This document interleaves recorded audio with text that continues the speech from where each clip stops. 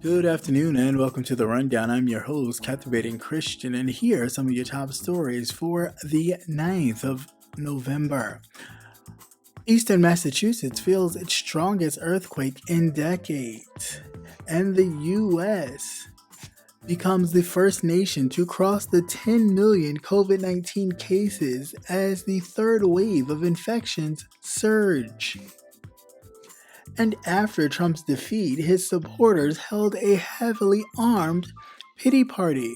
The Proud Boys, white nationalists, QAnon believers, armed militia, and other Trump fans gathered in Pennsylvania, the state that made Joe Biden the president-elect. Black people repudiated Trump like he was a piece of used gum. It is time for centralist Democrats to stop whining about Black Lives Matter protests and give the recognition that Black voters literally saved this election. George W. Bush's call to Biden and Harris is causing a stir. And Jackie Johnson, the Georgia district attorney who held Ahmaud Arbery's case, loses her seat to her opponent, Keith Higgins. And Alex TREBEK, dead at age 80. Let's get to the news.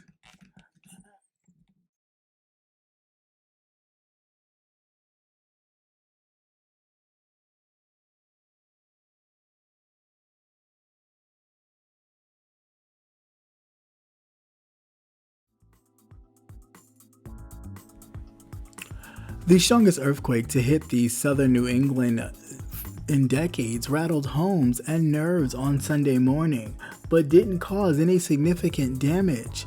The 3.6 magnitude earthquake centered off the coast of New Bedford, Massachusetts. It struck about 9 a.m. according to the U.S. Geographical Survey's National Earthquake Information Center. The earthquake hit at the depth of a little more than 15 kilometers, which is 9.3 miles, and was felt across Massachusetts, Rhode Island, and into Connecticut and Long Island, New York. It was the strongest earthquake in the area since the 3.5 tremors that hit in March of 1976. About 14,000 people went to the agency's website to report the earthquake, including people from Eastern Hamptons, Massachusetts, Hartford, Connecticut, both 100 miles, otherwise 160 kilometers away, and several of them more than 50 miles or 80 kilometers away from Boston. Welcome. Thank you for coming, and welcome again to another episode of The Rundown. I am your host, of course, Captivating Christian, and this is a part of the segment that I like to just give my personal commentary on the stories for this afternoon's rundown. Now, before we get started, let's get some business out of the way. So, first of all, welcome to all new subscribers and viewers of the channel. Hopefully you like, share, subscribe, tell a friend to tell a friend so we can keep this party train rolling. Trying to get it to that 2,000 mark. So let's go. And to my state reps that are you in the chat, thank you for coming. We have a good time, and this is like no other. We're about to have a good time as well. And to all of you who've missed this segment or part of the show, we had to come back. The election was kind of long and it was a lot of things going on and didn't have time to do the extra, but still wanted to get the news out there. So this, of course, for those of you who like it, is a welcome return to the commentary part of this news. But anyway, let's get started and have some fun, all right? So here we go. And our first story up to bat is, of course, unfortunately, the earthquake. Yeah, that's right, I said it. Earthquake in Massachusetts. Hasn't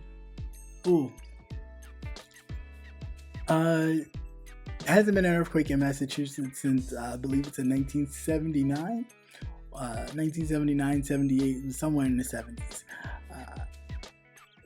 Not really sure if it's due to climate change and everything else, but you never know. Not really clear on that, but very thankful to say that there has not been any reports as of yet of any deaths or major damages. I was surprised to find out that it has spread so vastly, like from Massachusetts to certain parts of Connecticut, even hitting certain parts of Rhode Island and New York as well. Well, Long Island, New York.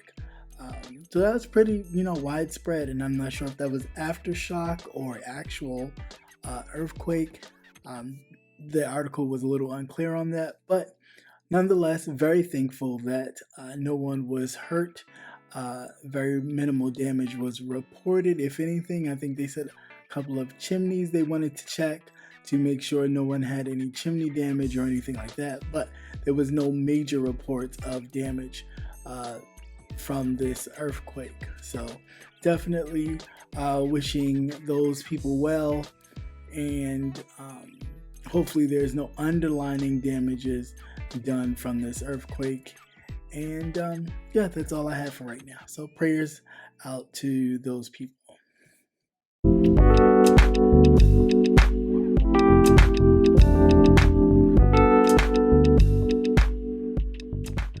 The United States becomes the first nation worldwide since the pandemic began to surpass 10 million coronavirus infected, according to Reuters tally on Sunday, as the third wave of the COVID-19 virus surges across the nation.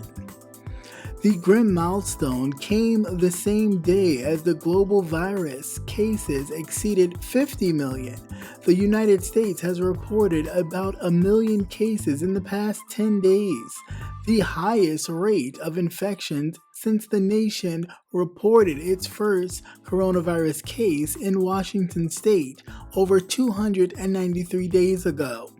The country has reported a record of 131,420 coronavirus cases on Saturday and has reported over 100,000 infections 4 times in the past 7 days.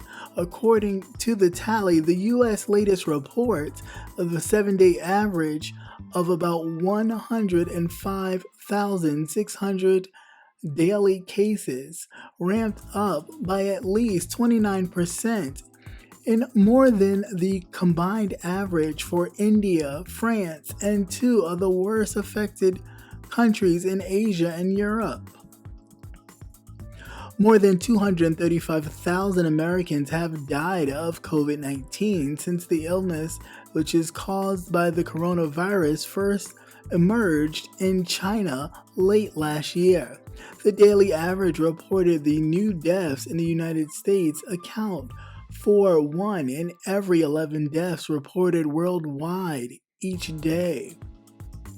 The number of reports of death nationwide are climbing more than 1,000 of the 5th consecutive day on Saturday, the trend last seen in mid-August. Health experts say that the death tends to increase 4 to 6 weeks after a surge in infections. The U.S. President-elect Joe Biden, who has spent much of his election campaign criticizing President Trump's handling of the pandemic, pledged on Saturday to make tackling the pandemic a top priority. Biden will announce a 12-member task force on Monday to deal with the pandemic. Article, it seems that the United States have reached the 10 million mark in coronavirus cases. God damn! We literally have more infectious cases. We're like number 1 in the world. No.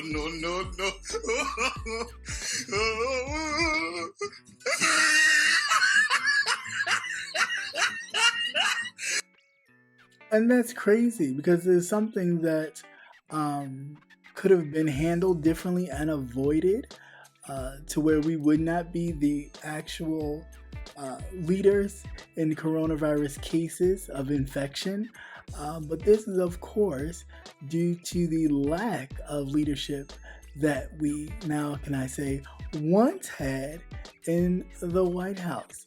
But unfortunately, we still have some months to still deal with the... Uh-oh, retard alert! Uh-oh, retard alert! But after January 20th, I get to retire the Uh-oh, retard alert! button, at least for a while. Because there's still some out there. But yeah, I just think this is totally unfortunate due to the lack of leadership coming from the top, that the infectious rate was able to climb all the way to 10 million.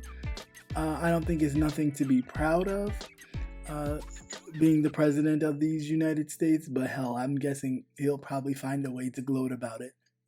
That is only 10 million infected with 200,000 deaths. I think he'll think that as, something positive. But again, the fact that there are 10 million people with coronavirus is definitely nothing to be proud about, because at any moment something could turn that to 10 million deaths, unfortunately. And that's the part that makes it worrisome for everyone, and that he should have taken this a lot seriously, a lot earlier, so we wouldn't have 10 million people infected, nor would we have had 200 and change die, 200,000 and numbers die. So I'm hopeful that this new administration will be able to pay attention to these scientists as well as the people on the ground, and not lead with their own understanding and warped brain. We won't have to worry about people injecting themselves with bleach or taking any other kind of chemical that is not cleared by physicians. But just because a president mentions it at a podium, you're just going to go and take it. I'm glad those days are coming to an end. So yeah, that's all I have to say about that. My prayers still go out to the people who have been infected with coronavirus. I pray that we get this under control. And now that we have an administration that will take this seriously, hopefully we won't have a climbing death rate or a climbing infectious rate, and we will be able to actually, get on top of this and get back to, life.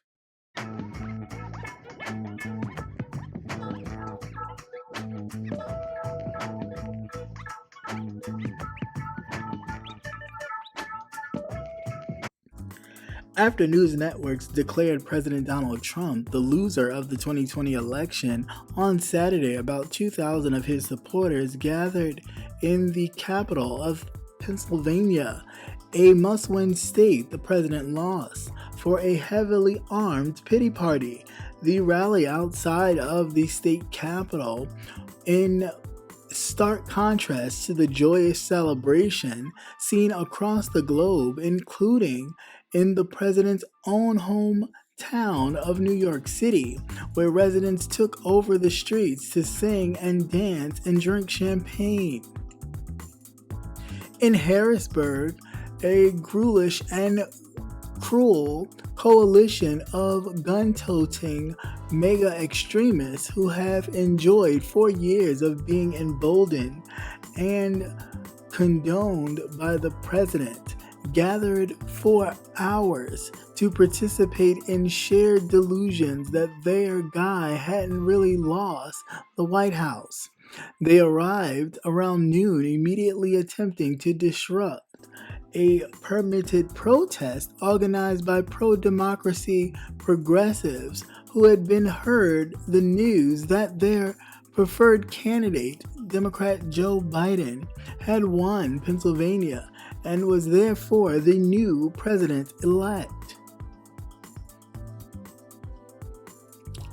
Police eventually told the mega crowd that they needed to move its demonstration to the other side of the building. The protesters obliged, waving their mega flags and thin blue line flags along the way. Once assembled there, Representative Dan Mauser of Pennsylvania, a Trump fan widely believed to be eyeing a run for governor, took hold of the megaphone and spoke to the crowd about how the results of the elections were illegitimate. So I have an issue with this. I don't have an issue with, a party losing and then you feel like, okay, you lost, so you feel a little angry. I get it. I guess, right? So, but do you gotta take it so far? Why you being a dickhead fool? Stop being a dickhead. And so I say that because of this particular story. Some Trump supporters, Trump fans, white nationalists, QAnon believers, and other people that he panders to. They were upset about the results, and so they made their way to Harrisburg, Pennsylvania, for a rally in anger, basically spewing the same stuff that the election was a fraud and so on and so forth. But my issue was, one, that they were heavily armed, two, that they were allowed to actually protest and be there, and then all the police told them was to go to the other side of the building, and no one was asked to actually leave the premises, especially carrying. I just think it's really crazy. What some get to do that others cannot, it's so blatantly obvious. And it's a bit crazy, like Looney Tunes.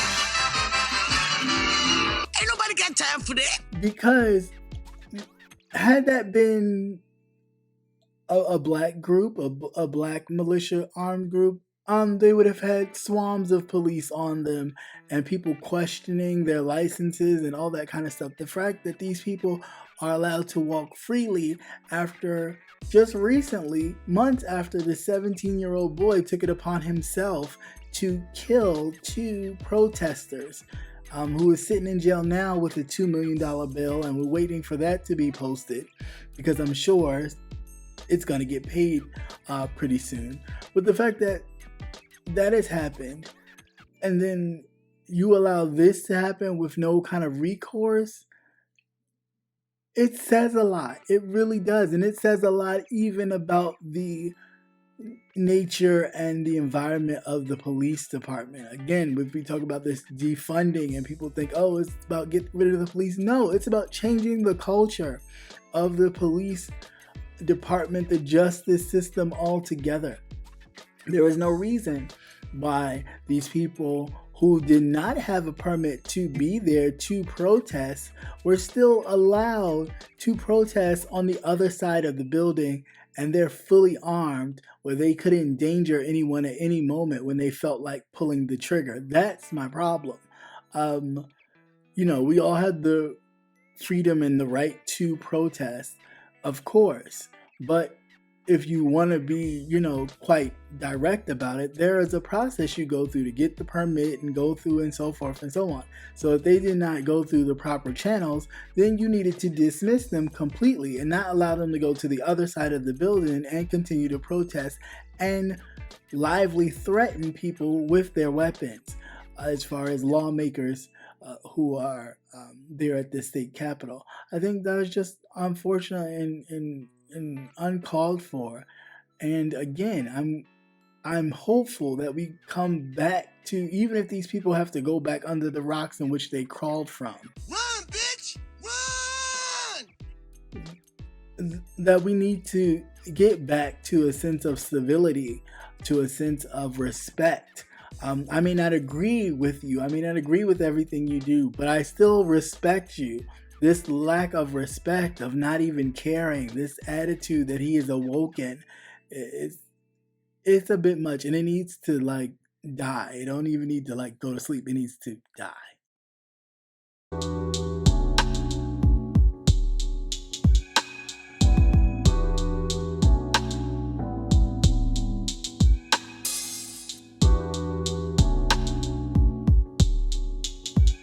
Joe Biden has been projected to be the president-elect of these United States. Biden and Harris ticket has received the most votes than any ticket in American history and is expected to win the popular vote by more than 2 to 5 points. Biden is on par to receive about 306 electoral votes, which is more than the 304 Donald Trump received back in 2016, which Trump called historic at that time. Black people won this election for the Democrats, and non-white voters across this country also rejected President Trump. Trump did well with Cuban Americans in Florida, as Republicans usually do, and with some Latinx voters in South Texas. But overall, he lost Latinx voters. He also lost Puerto Rican Americans in Florida and Mexican Americans in Arizona. He also lost with the AAPI community, and he lost with the Muslim community. He also lost with the Jewish community and lost with the LGBTQ community. That rejection should be respected and celebrated. Trump is the first president to lose a re-election bid since 1992, and he lost it because of a coalition basically everyone other than white heterosexual Christians overwhelmingly united and turned out against him. We saved America. You're welcome. All right. Now, this particular article deals with so much, but we're going to try and tackle this the best way I can. And if I leave out some stuff, trust and believe I will come back to it on Tuesday for Politics and Wellness. But let's get into it without me being so long and long-winded with this. But Black people coming through for this election cycle and repudiating the current president and his rhetoric. First of all, kudos to the Black women in the group. Hey, listen! Thank you so much for you. And thank you, of course, to the Black men and non-Black people and non-white people and some white people who, were woke and felt it and feel it. But this is to my Black people. Thank you so much for actually pushing against suppression and everything else, and the kitchen sink that was being thrown at voters this coming election cycle, even with the Postmaster General ripping up mailboxes, cutting post-hour workers' times so they can't sort through mail by removing machines, and they wouldn't be able to pick up vote tallies because their time has been cut. Through all of that, you were able to deliver a victory to President-elect Joe Biden and Vice President-elect Kamala Harris. And for that, we are eternally grateful. Now, here I go with my issue. My issue is that when we're protesting police brutality, you have a problem. When we are calling out the injustices of people being killed unjustly, there's a problem. But when we come through with the clutch shot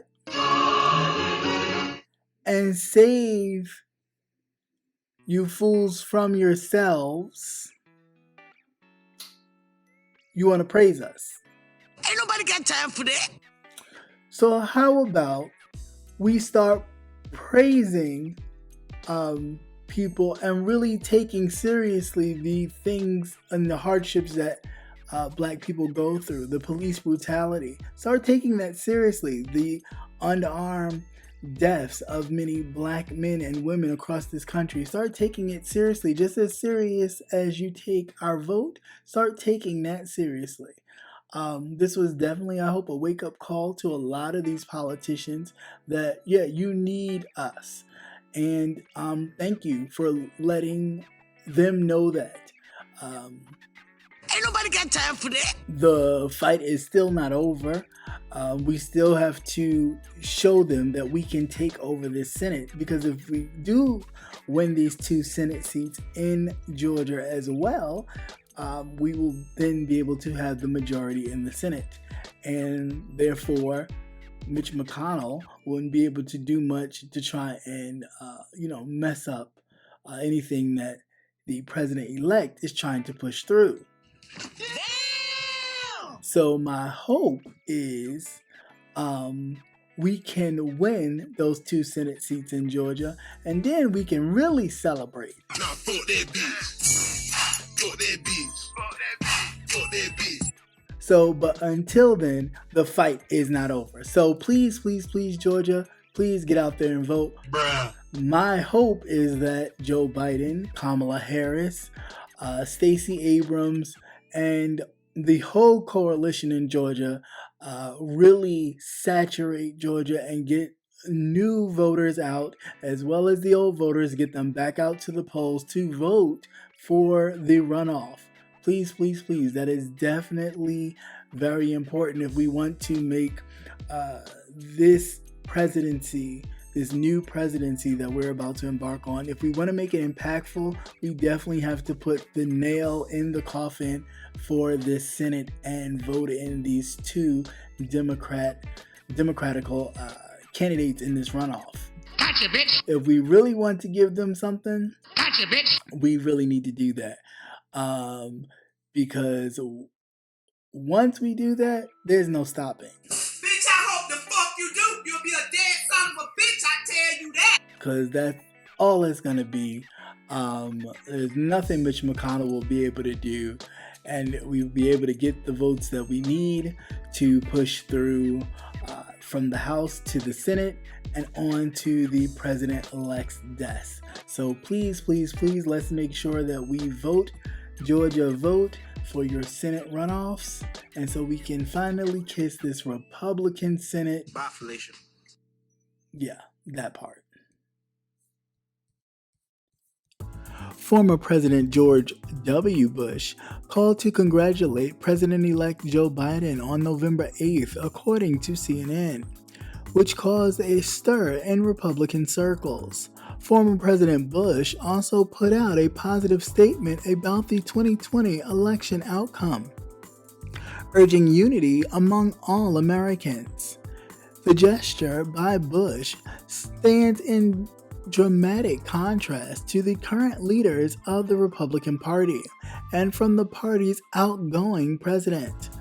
At this time, President Donald Trump has refused to concede the 2020 election to Biden. The Bush Center published a statement from the 43rd president, and it focused on a message that the 2020 race was fundamentally fair, and its outcome is clear. The only living former Republican president broke from the party, sending a strong message to the current GOP leaders who are supporting President Trump's accusations of vote fraud.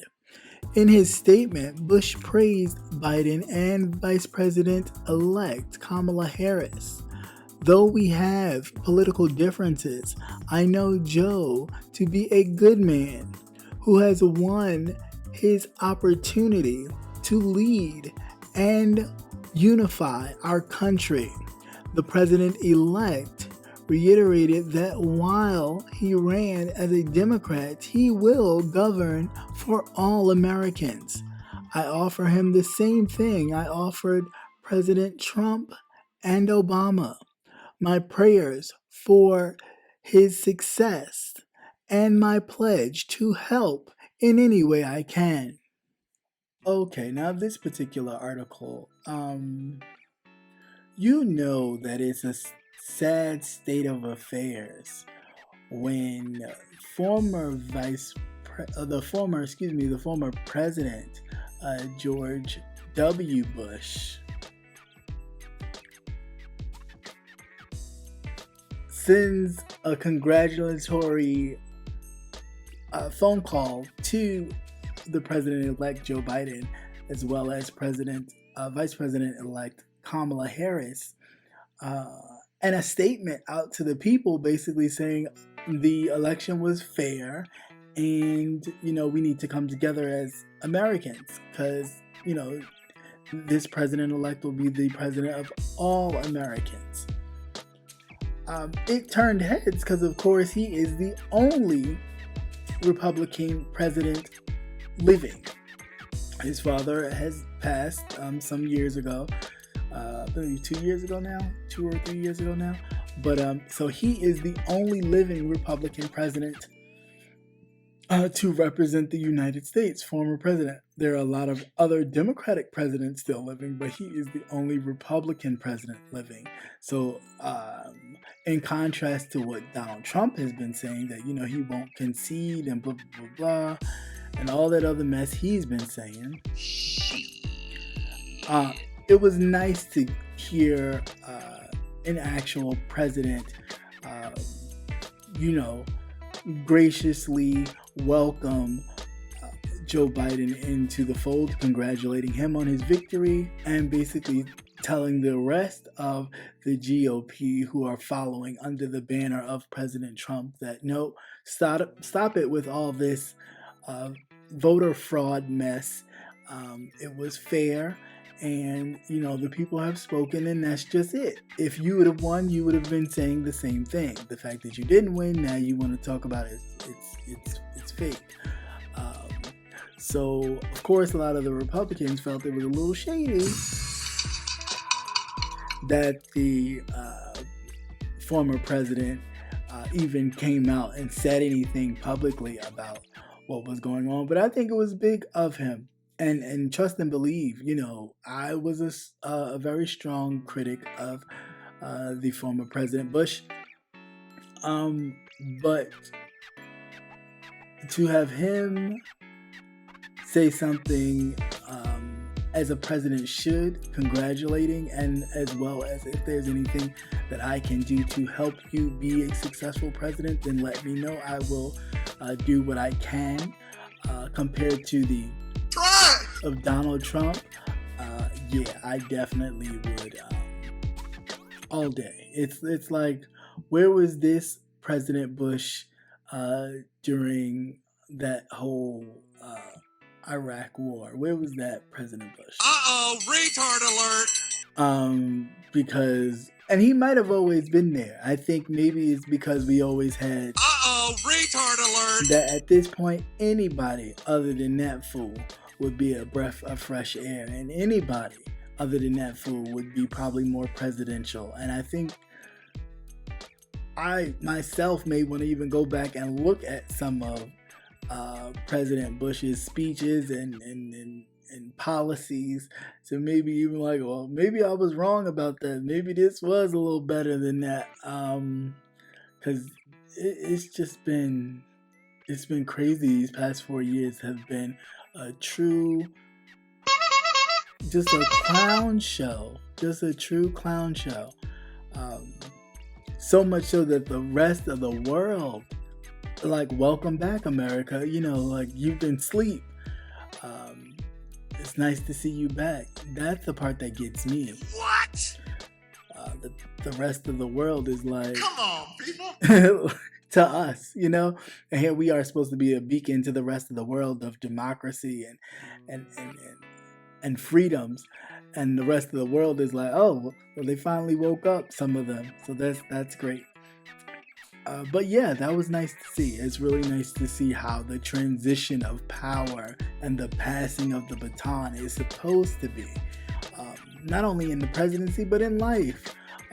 In sportsmanship. Somebody who doesn't play sports, he wouldn't know anything about that, or any kind of probably activity, from as fat as he is.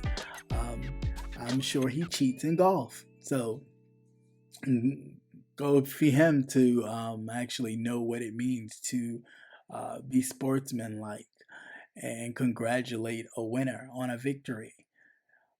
But yeah, that's what we have.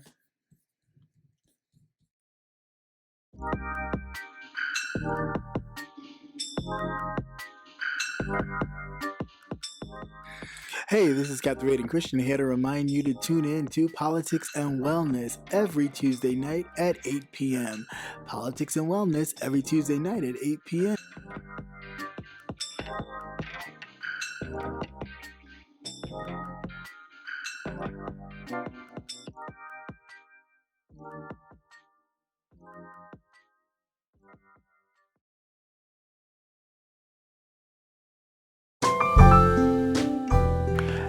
And be sure to join Jay Wilson, Rebel Sun, The Official King Payne, Conscious TV, and Captivating Christian this and every Thursday at 6:45 Central Standard Time, 7:45 Eastern Standard Time for the Gentleman's Panel, where we are not afraid to go there and discuss an array of topics. See you there.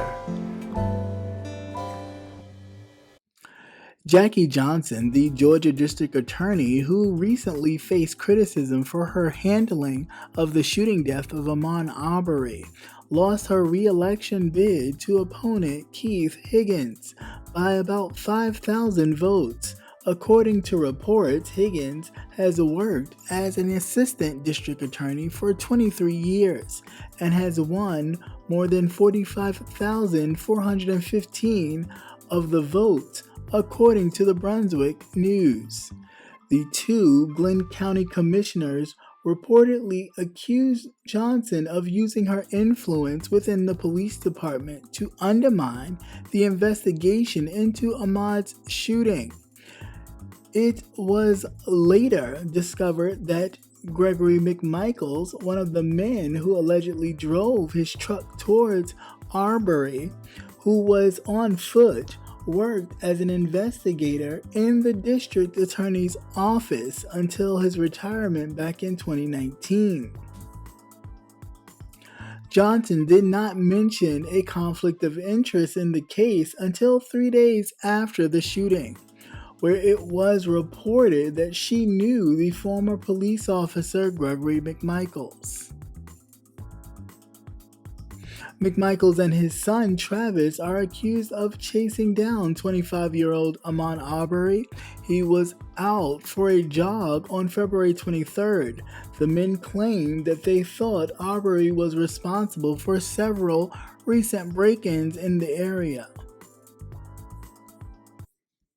Alright, so in this particular story, this is about the Georgia district attorney by the name of Jackie Johnson. Jackie Johnson was running for re-election this year, and she lost to her opponent, Keith Higgins, by 5,000 votes. What a small margin, but a victory nonetheless. Jackie Johnson has been in charge of the Ahmaud Arbery case. If you don't know about the case, that's about the 25-year-old black man who was gunned down by 3 white men as he was jogging in their neighborhood.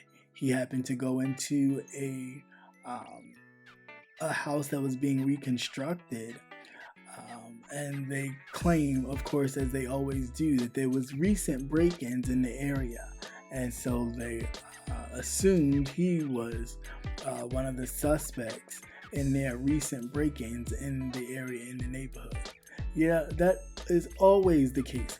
That's always the story. That's always the line that they go to when they're calling themselves being vigilantes or police or policing their neighborhoods, right? So that is basically what happened. They wind up killing this young man. Reports came out later that the young man would actually visit that location all the time as a frequent place he stopped at while he was jogging, when he would jog at night. They know that because the video footage of him being on the property which the owner has placed all over. He would trigger the video walking through the area from the sensors, and it would go directly to the owner's email, his cell phone, his computer. So he would watch Ahmaud Arbery walk through the property, and he would just be walking around. He would get some water, walk around the property, I guess, look at some craftsmanship or what have you, and leave. The owner did not feel a need to alert the police. I think a police officer did kind of get in contact with him and told him that, there's an officer that lives across the street and blah, blah, blah. And of course, this officer, his son, and the neighbor took it upon themselves to kill Ahmaud Arbery. Miss Johnson comes into play because the actual officer, George McMichaels, the father, he worked for this district attorney. And she did not reveal that until 3 days later. She didn't reveal it till somebody was about to spill the beans on her and their relationship, because she never disclosed that she knew the McMichaels at all. But she had known the McMichaels for a very long time. She even wrote off on his clearance to continue to be an officer and carry a gun. So, she's done him a lot of favors that could even cost her own job. So the fact that she did not immediately come out and say that there was a conflict of interest for her because she knew McMichaels was already problematic. And thankfully, the people saw through it and removed her from her seat. Now, what this will mean for Ahmaud Arbery's family and that case moving forward, I don't know. Hopefully it means that the investigation will, one, continue, two, be far more transparent, and the criminals or the thugs responsible for this young man's murder will be brought to justice swiftly and appropriately. That's really all we can hope for at this point. Unfortunately, that young man is gone. His family has to deal with his loss every day. I don't think no amount of money would be able to change that or help them with their grief. But justice should be served for that. I definitely believe that there's no way you can explain this away, no way you can make this make sense at all. I know one report that I've read a couple of weeks ago was saying that they were trying to go for the self-defense because George McMichaels as well as Travis were frightened for their lives, which is why they killed Ahmaud Arbery. But Ahmaud was not the ones with the guns. He was not the ones chasing them down. They chased him down. So I truly hope that justice is served, and not just a slap on the wrist, but they actually do real time, as well as the state actually pay up to the families. And I think that that's what it should be.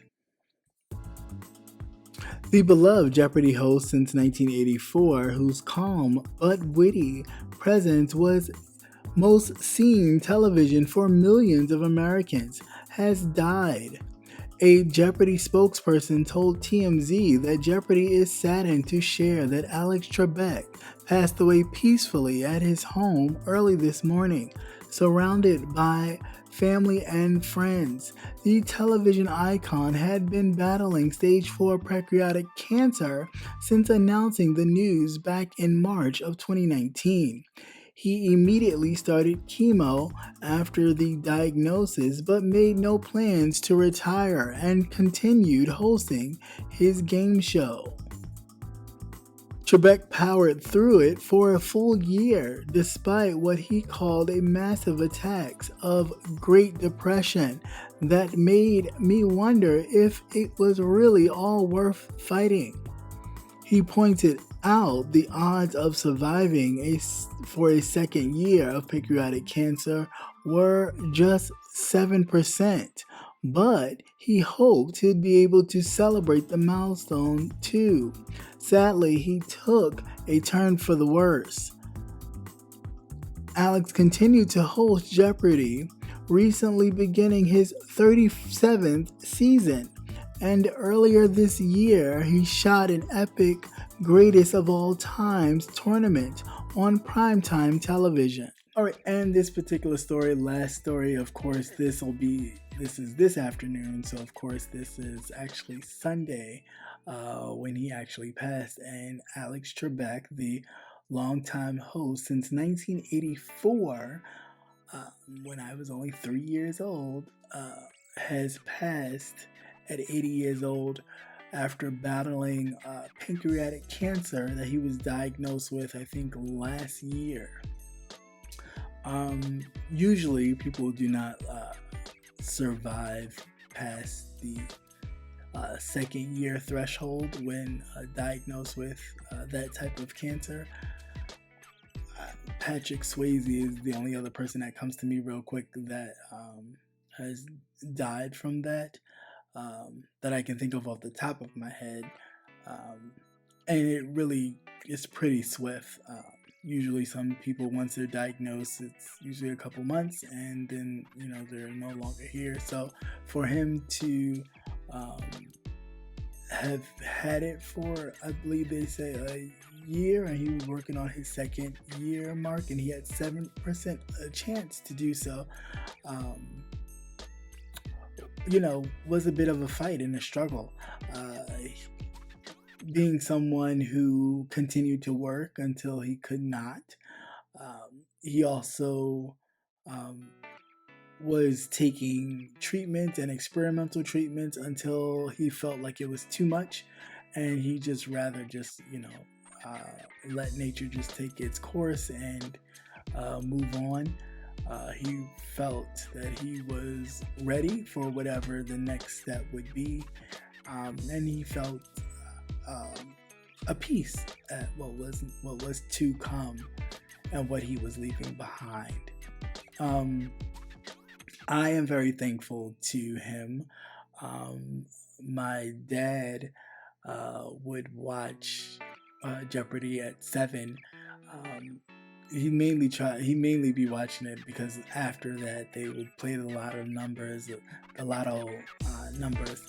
and so I would sit with him and watch it and answer a lot of the questions.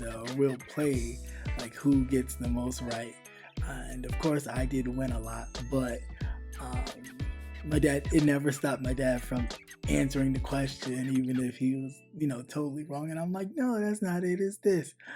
But it was fun, and it gave us a chance to bond and do all types of stuff. And he learned stuff just as well as I did.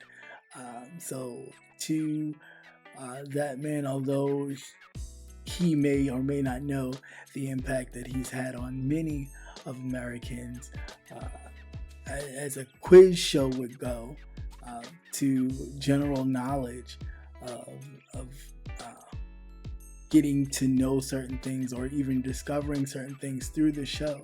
I am very thankful to him and others and other shows that kind of broaden our thoughts and have us dig a little deeper and dive harder into different subjects, not just the general knowledge, not just the, basic stuff, but to really get deep down in it. So for that, I am eternally grateful. And you definitely will be missed. But I will still play Jeopardy on my Alexa app, which I do. And, occasionally on my phone. But yeah, it would definitely be missed. God bless. And once again, thank you for watching CCN Midday News. Hope you enjoyed. Please like, share, and subscribe. Also hit that notification button so you will never miss another news update. Have a great day. Peace.